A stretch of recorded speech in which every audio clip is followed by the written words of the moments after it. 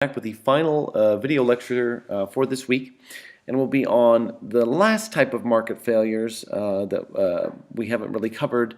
We looked at negative externalities, we looked at positive externalities, but there are two other types of market failures that either don't have a diagram or that we just we just need to discuss and you need to know something about. So the first one that we're going to talk about is something called public goods. But to understand what public goods are and why they're a market failure, we first have to talk about how we identify different goods. So let's talk about it. We could think of all goods or all things almost that exist on the planet as being rival or non-rival, things that can be either, when we ask this, we're basically asking, can it be used up? If something is rival, it can be used up. If it is non-rival, it cannot be used up. Think about it in terms of competition. If you have a rival, that's somebody who competes with you. If you're competing for a resource or you're competing for something, if there's a limited amount, it's rival. If it's non-rival, meaning it can't be used up, you're not really competing for it because there's enough of it. Next, excludability. Is something excludable or non-excludable? If it's excludable, we can stop people from using it. If it's non-excludable, we can't stop someone from using it. That's pretty simple. So let me show you a quick chart that helps explain these four types of goods. We have goods that are private goods.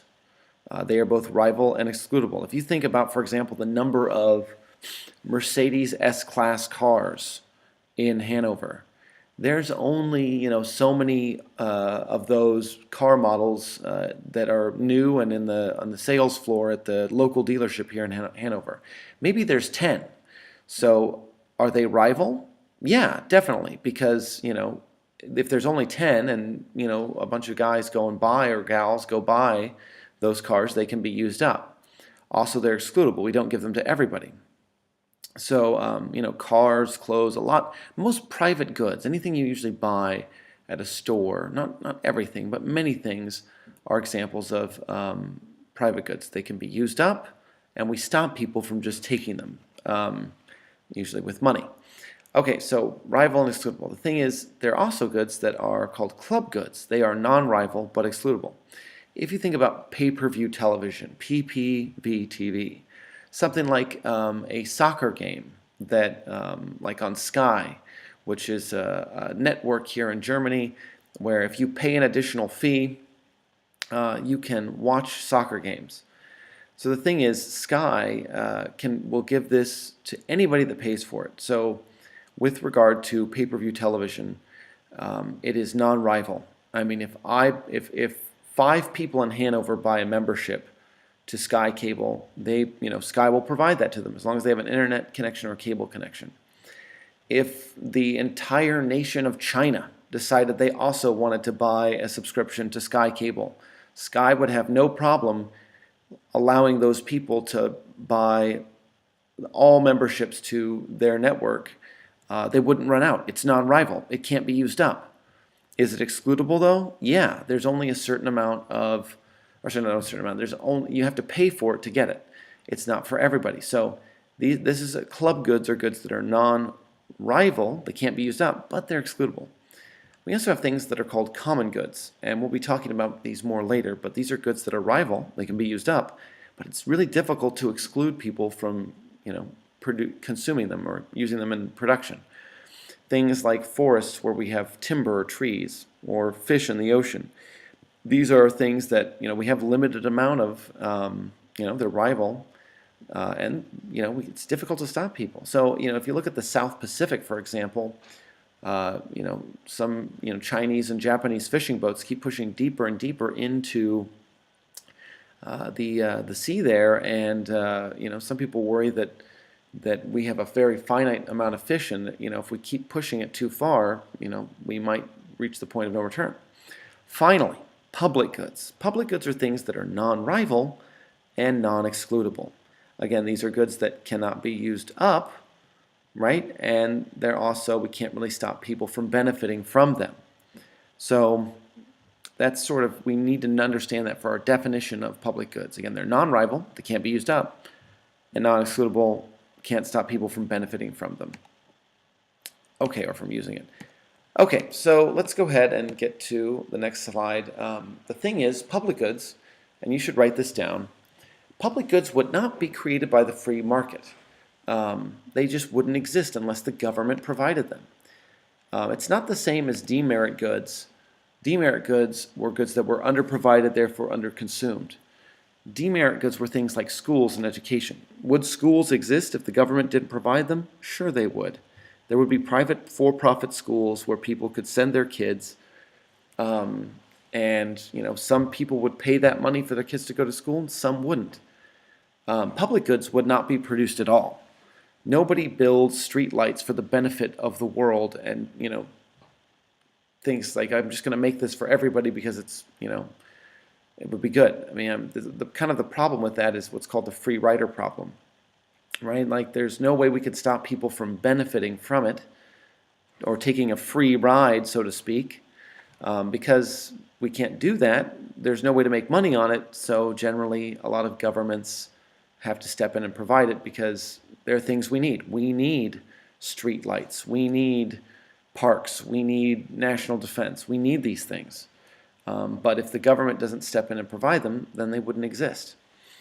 And you can kind of see here, actually, this is a group of boys in Nigeria, and they're studying under a street light. And you can see that it's non-excludable, right? Like, we can't really stop people from benefiting from it.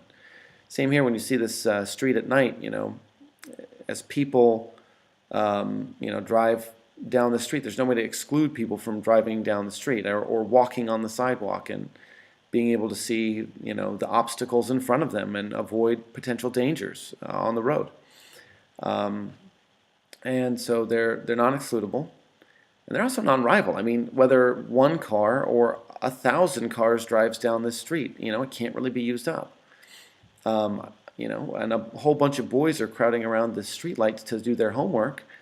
More could crowd around. I guess there probably is a limit to how many people could, but get light from the street light. But generally, we say these things can't be used up. Okay. And again, the market just doesn't produce everything. Some other examples might be road signs. Some people would say lighthouses are good examples of public goods. They're goods that would never be created by the free market. All right, let's do a quick quiz. Why don't you close your notes and let's just see if you can remember what we just talked about. And also one other past term, market failure. What is a market failure? See if you remember that, and explain why a public good is a market failure. All right, did you go ahead and pause the video?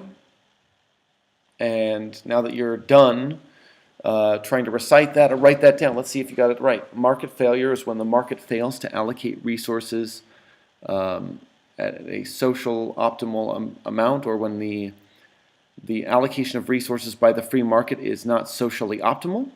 So again, something to do with it's not socially optimal for society, and that the marginal social benefit doesn't equal the marginal social cost for market failure.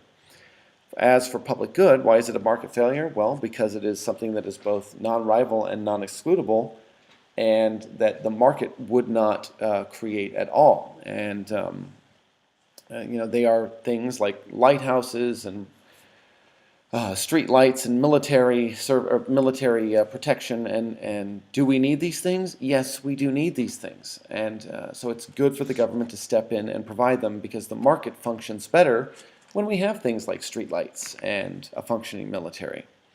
Okay, we're going to talk about environmental concerns briefly. The thing is, a lot of countries are producing goods and services without much concern for the environment. And this is hurting sort of future development. We really need to think about how we produce goods and services and what are the long-term impacts. And in another video, we're going to talk about a couple ways to stop what's referred to commonly as the carbon footprint.